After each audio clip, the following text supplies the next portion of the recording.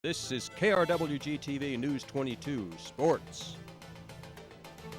Welcome back to News 22 Sports. I'm Stephanie Salazar.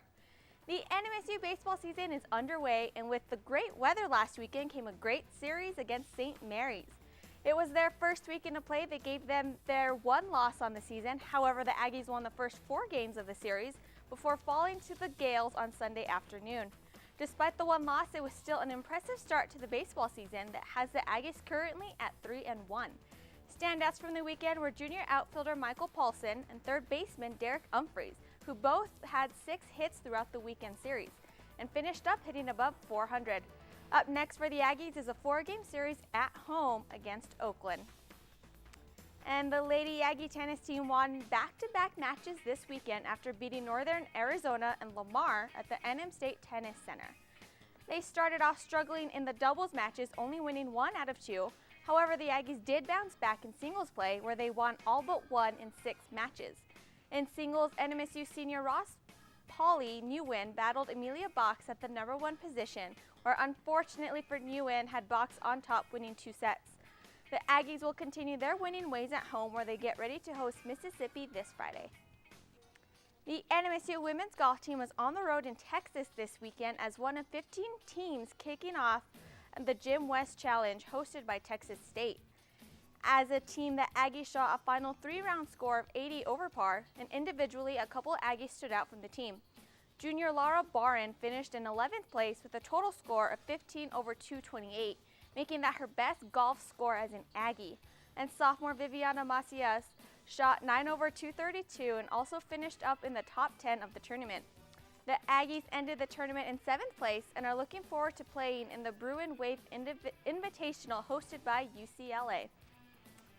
The prep basketball season is almost over as local teams finished up district play last night. The defending state champions of basketball held off Gadsden last night. The Bulldogs have had a tougher season than expected, but pulled out the nail-biter 51-50 win. Senior JT Romney led the way for the Bulldogs with 17 points.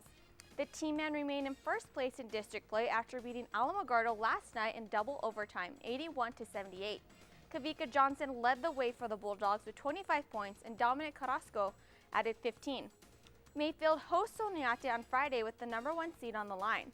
And the Centennial Hawks, the cousins of Greg the Hawk Mallory, beat down Santa Teresa 50-27. They improved to 18-7 on the season and 5-0 in district play to clinch the District 3 4A tournament seed. And for today's play of the day, we have a classic game-ending shot courtesy of the NCAA. Oklahoma State is down by 3 to Baylor. All Baylor has to do is hold on to the ball. Then Oklahoma State steals that ball and makes the 3-pointer, buckets, to tie the game and send it into overtime. For News 22 Sports, I'm Stephanie Salazar. Unbelievable, Brent. That's exactly what we thought could happen if they threw it.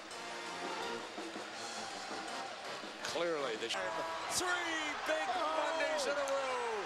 The Big 12 goes to.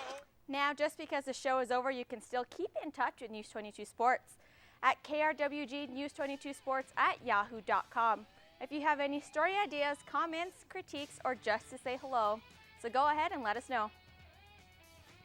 And that's all for sports tonight. Join us for more sports action tomorrow night, but still ahead on News 22, Tiffany will be back to take a look at your 5-day forecast. But first, these people are strolling through the colon for digestive health. More on that when we come back.